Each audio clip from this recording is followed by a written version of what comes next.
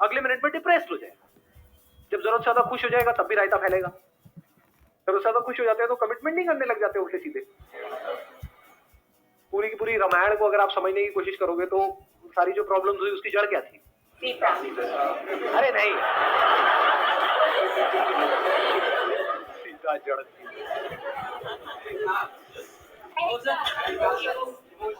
कहां से खेल सारा शुरू हुआ था? वचन क्यों दिया था?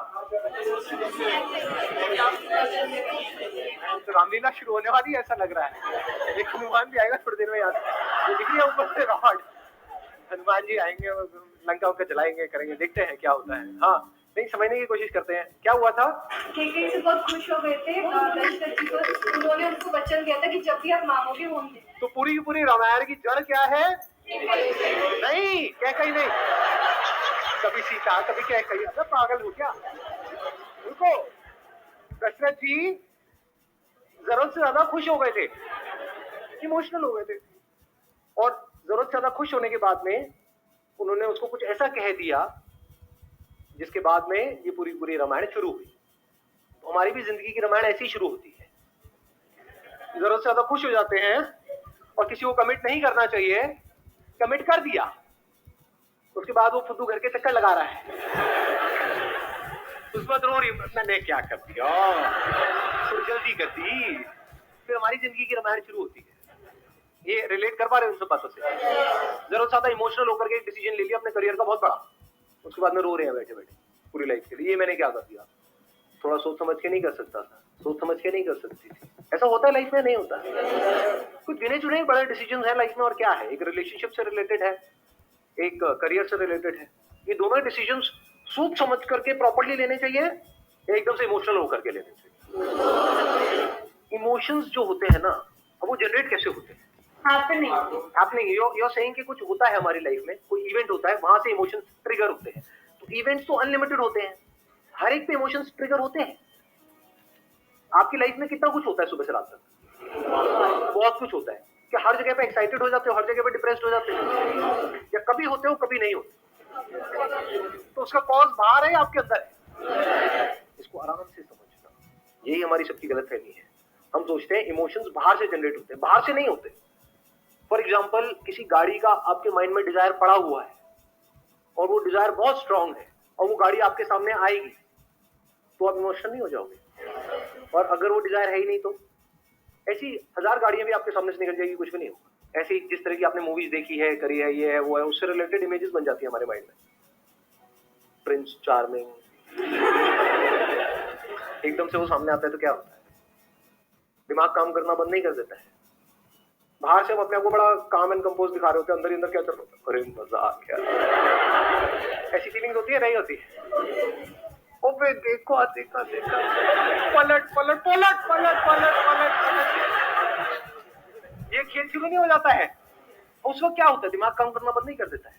अब जैसे जैसे वो डिजायर पूरा होता है तो हमारे अंदर ग्रीड नाम का एक इमोशन पैदा होता है। ग्रीड सिर्फ चीजों से रिलेटेड नहीं होता, लोगों से रिलेटेड होता है। लालच आता है, और अगर उसमें कोई रुकावट आती है तो क्या होता है? पता लगा आपको, वो आपको नहीं देख रहा, आपकी फ्रेंड को देख रहा है, तो क्या होता है? गुस्सा आता है, जेलसी होती है। तो सबकी जड़ क्या है? उनके इमोशंस उनके ऊपर हावी हो जाते हैं। अब इस डिजायर की प्रॉब्लम समझ पा रहे हो? क्योंकि ये डिजायर्स, मजे की बात क्या है, हम सबके अंदर बन जाते हैं, आपने बनाए नहीं। ऐसी गलतफहमी होती है आपको कि मैंने चूज किए, चूज नहीं किए हैं। जैसी आपकी अपब्रिंगिंग है, जैसा फैमिली बैकग्राउंड है, जैसा फ्रेंड सर्कल है, जो सुबह से रात तक आप देखते रहते हो, जिस तरह की एड्स देखते हो, जिस तरह की मूवीज देखते हो, जिस तरह के सीरियल्स देखते हो, उसके हिसाब से डिजायर्स बनने लग जाते हैं। जो हो सकता है शॉर्ट टर्म में तो आपके लिए अच्छे हैं, लेकिन लॉन्ग टर्म में आपकी धज्जियां उड़ाने वाले हैं। तो क्या हो अगर ये जो डिजायर्स हैं इसको आप खुद चूज करो, खुद प्लांट करो। एक सीड नहीं है, क्योंकि हो सकता है वो जो डिजायर्स पड़े हुए हैं वो कैक्टस के जैसे कि वहां मरना ही मरना है। क्योंकि डिजायर्स आपको लगता है, अभी बहुत बड़ी गलतफहमी है, इसको देखने के लिए थोड़ी सी समझ चाहिए, कि आपको लगता है कि हम खुद चूज करते हैं अपने डिजायर्स। आप नहीं करते हो, मार्केटिंग की पूरी दुनिया है। जिन लोगों का इंटरेस्ट है आपको जो चीज बेचने में, आपको पता भी नहीं लगेगा कैसे वो उससे रिलेटेड डिजायर्स आपके अंदर प्लांट करते चले जाएंगे, डायरेक्टली या इनडायरेक्टली। एड्स को लेके सब क्यों करते हैं? एड्स को लेके क्या करते हैं? सबको अपनी पड़ी है जी, एज सिंपल एज दैट। लोग क्यों करते हैं, मतलब लोग कचरा भी बेचने के लिए क्यों तैयार है? चलो कोई आदमी गरीब है तो उसका तो फिर भी समझ आता है कि वो अपनी फैमिली के लिए किसी के लिए कर रहा है। अरे वो लोग जिनके बैंक अकाउंट में करोड़ों रुपए पड़े हैं, सो कॉल्ड सेलिब्रिटीज, क्या वो झूठ नहीं बोलते हैं आकर के? क्या वो जिन भी चीजों की ऐड कर रहे हैं वो खुद खाते पीते हैं? लेकिन ऐड तो करते हैं। क्यों करते हैं? पैसा दो, कुछ भी बुलवा लो, बट पैसा तो उनके पास में है, फिर क्यों करते हैं? डालना चाहिए। फॉर एग्जाम्पल आपको क्रिकेट का शौक है तो आपका कोई आइडल है, उसने आकर के बोल दिया कि ये खाओ, चाहे वो उसको हाथ भी ना लगाए, खुद ना अपने बच्चों को खिलाए, ना अपनी बीवी को, किसी को ना खिलाए, लेकिन अगर उसने आकर के बोल दिया कि ये खाओ तो क्या हो? आपका दिमाग वहां पर बीच में आएगा। ये इमोशंस आपके ऊपर हावी हो चुके हैं। अभी मैं एक स्कूल में गया था सेशन करने के लिए, गवर्नमेंट स्कूल था, 6-7 के बच्चे थे। सेशन करा मैंने, उसके बाद में लंच ब्रेक में उनके साथ में बैठा खाना वाना खा रहा था। उसमें से एक बच्चा आया, आकर के कोई चीज मेरे को दी, सर ये खाओ बहुत बढ़िया है। मैंने कहा ये सब मैं नहीं खाता।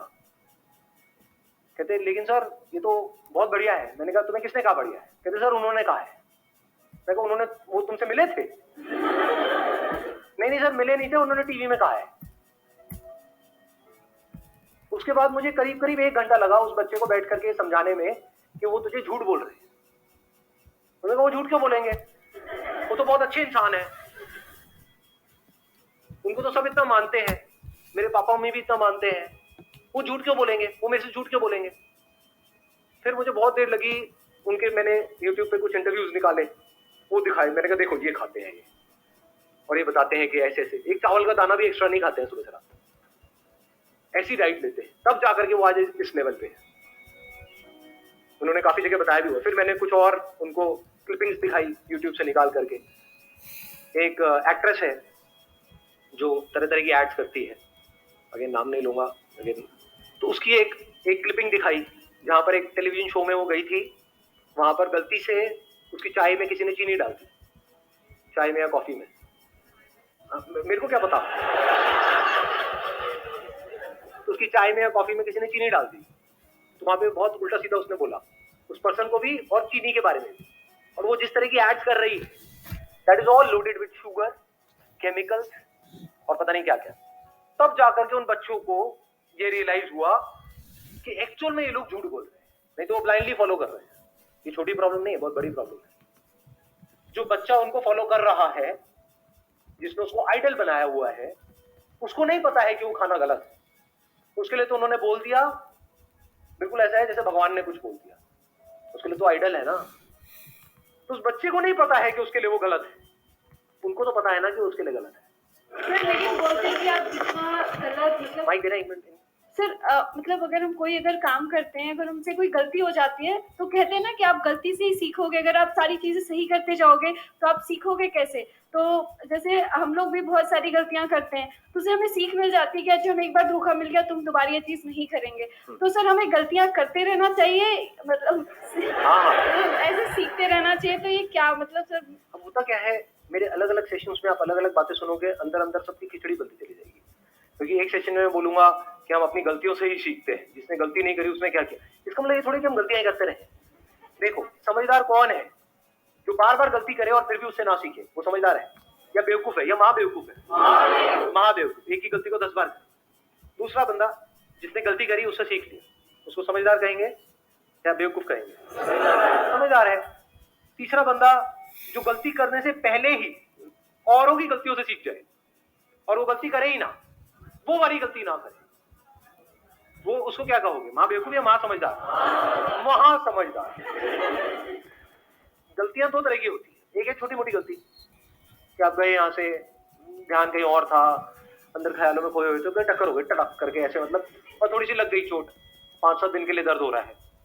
लेकिन ये भी तो हो सकता है कि वो गलती अगर आपने कहीं मेन रोड पे सड़क पे करी और टक्कर हुई किसी ट्रक से, तो अब क्या सीखोगे वहां पर? सीखने के लिए रह क्या जाएगा? समझ गए ना? गलतियां 2 तरह की है, एक छोटी मोटी गलती है, बड़ी गलती है। तो बड़ी